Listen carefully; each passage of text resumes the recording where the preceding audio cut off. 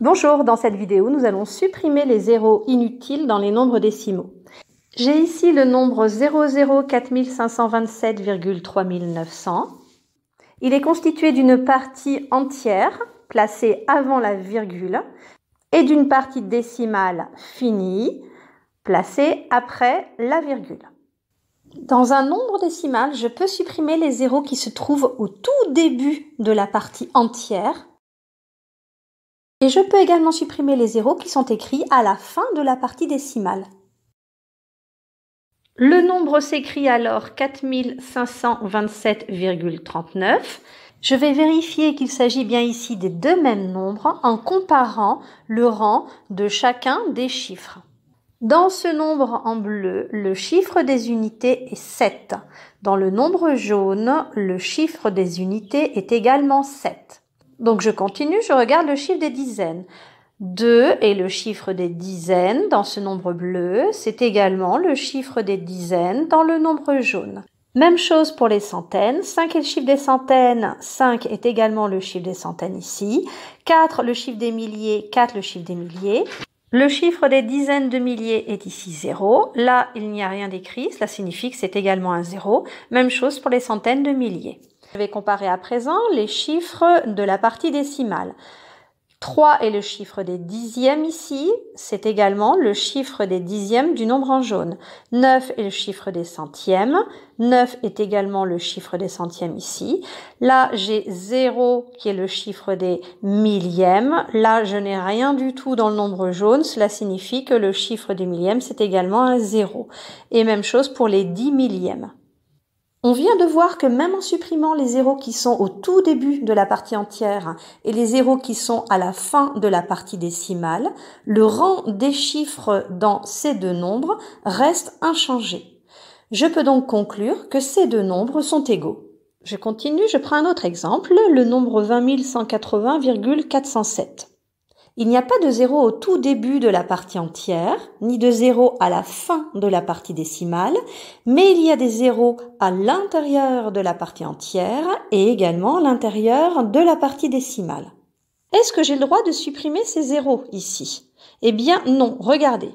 Si je les supprimais, ce qui est interdit, mais regardez, imaginons je les supprime. Qu'est-ce que j'obtiens comme nombre? J'obtiens alors la virgule toujours au même endroit, un 8, un 1, un 2. Vous voyez, je n'ai pas réécrit le 0 ici et ce 0 là. Et dans la partie décimale, je vais écrire le 4 et le 7.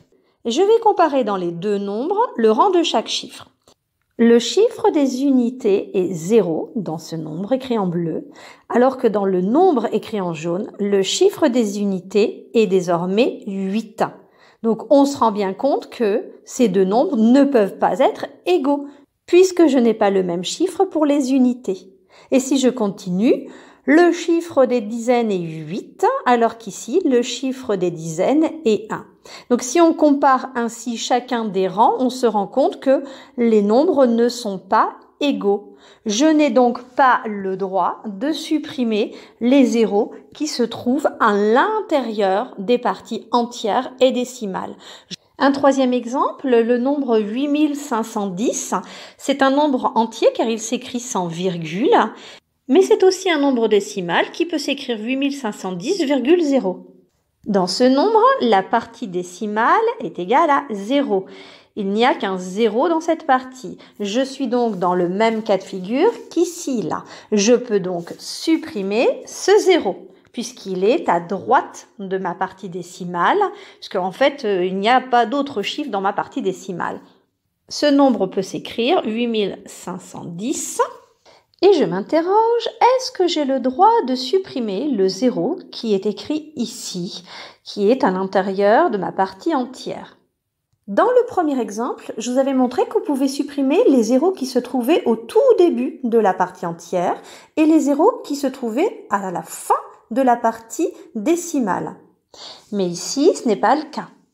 Le 0, il est à l'intérieur de ma partie entière. Je suis donc dans le deuxième cas de figure, le deuxième exemple, avec des zéros dans ma partie entière. Et je vous avais expliqué, je vous avais montré qu'on ne pouvait pas les supprimer, ces zéros. Donc ici, dans le nombre 8510, je n'ai pas le droit de supprimer le 0 qui se trouve dans ma partie entière. Je vais le faire, mais je répète, je n'ai pas le droit. Pourquoi? Parce que si je supprime ce 0-là, 8510 va s'écrire 8, 5, 1 sans le 0, c'est-à-dire j'obtiens 851. Le chiffre des unités dans ce nombre était 0, il devient un 1 dans ce nombre-là. Donc, je me rends bien compte que ces deux nombres ne sont pas égaux. Je n'ai donc pas le droit de supprimer les zéros qui se trouvent dans la partie entière, comme je l'avais expliqué déjà ici.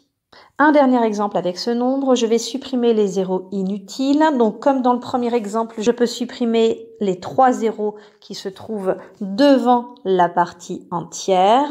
Je ne touche pas à la partie entière, comme je l'ai expliqué ici.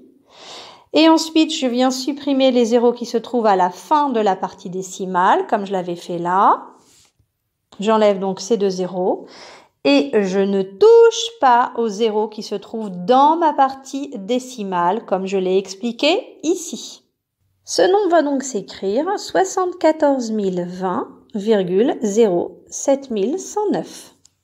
Donc, je répète une dernière fois, j'ai le droit de supprimer les zéros qui se trouvent au tout début de la partie entière et les zéros qui se trouvent à la fin de la partie décimale, car cela ne change pas le rang des chiffres. Mais je n'ai pas le droit de supprimer les zéros dans la partie entière, ni les zéros dans la partie décimale, sinon je change le rang des chiffres.